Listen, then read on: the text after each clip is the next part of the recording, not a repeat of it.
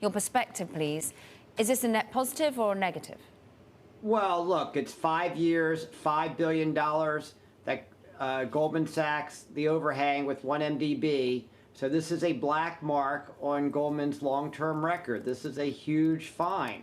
Having said that, we think that Goldman paid what I would call a time premium, a premium to get this matter resolved before the presidential election and in a way that allows Goldman to now focus on its businesses and the future as opposed to this lingering problem that hasn't gone away until today.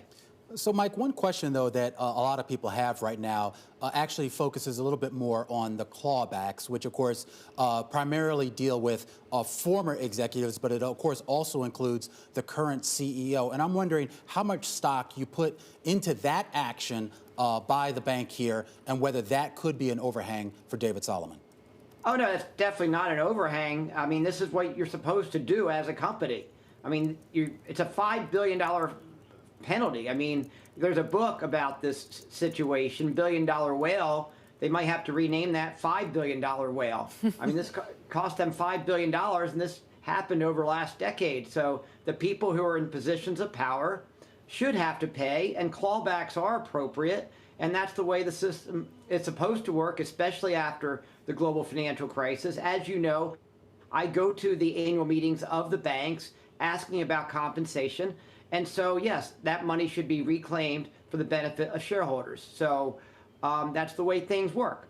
They got paid thinking they made more money. And if you look at this $5 billion as a cost over the last, several prior years when this took place, then there should be clawbacks. And that's the way capitalism is supposed to work. And I think Washington, D.C. should applaud that. And frankly, I think the Department of Justice, got their fair share. They got more money out of Goldman Sachs than, our high estimates. I think we were high on the street. We said $3 to $5 billion. The total all-in cost to Goldman Sachs is $5.1 billion. So Goldman Sachs paid up, and the executives have to pay along with that. Mike, big picture here. Value relative to growth still at a record low. And yet today, when you get a lift up in yields, you get excitement around the financials. Is it finally the time for the financials? Is there something more fundamental besides just rising yields going on?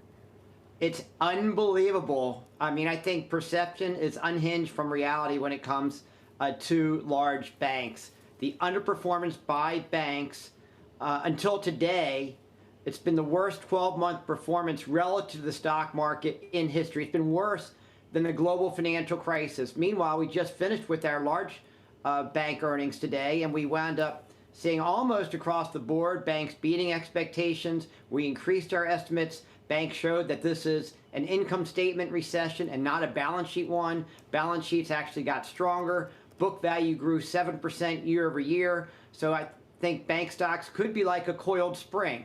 The big question is, what is the catalyst? If 10-year yields continue to climb, that could be a catalyst. When banks are allowed to resume their share buybacks, increase dividends sometime next year, that could be a catalyst. Or simply quarter after quarter showing that, hey, the COVID and low interest rates, those are major factors, but banks are able to absorb this. I mean, bank stocks are, bond proxies that benefit from higher rates. And bond proxies, anything else that's a bond proxy has gone way up in value, except for banks, which yield 4%. Oh, and by the way, bond proxy that benefits from higher rates. If rates go higher, then you have our earnings estimates go up higher still.